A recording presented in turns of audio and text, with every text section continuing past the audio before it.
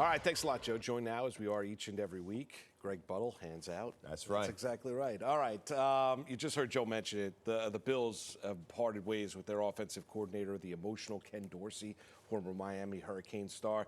Change late in this late in the season. Is that a good thing up in Buffalo or no?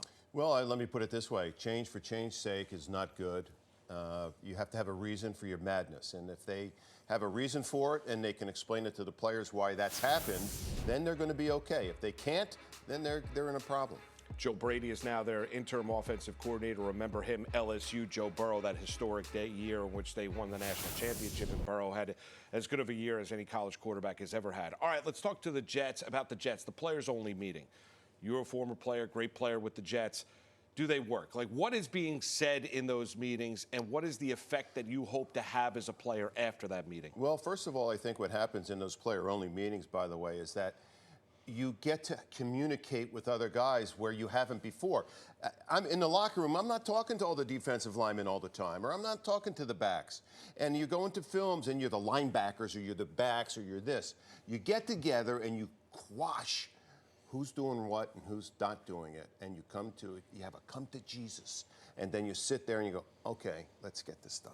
And that's what they do. Do you think there's a positive impact? From your experience, was there always a bump up after having those kind of meetings? There always is, and it's, again, dependent on how many social binders you have on your team as opposed to individuals. Gotcha. The social binders hold it together. The individuals don't care. All right. The Jets released running back Michael Carter earlier this week. He committed a costly penalty to start the third quarter Sunday in Vegas. Was this a message to the rest of the team? And Carter was well-liked in that locker room, and he was then signed by the Arizona Cardinals. But what did you make of the release of Michael Carter? Well, just like anything else, I've liked a lot of guys in the locker room, and at least one guy liked me before they cut me. But it's a part of the game, and for whatever reasons that they get rid of somebody, they go as part of liking someone in the locker room.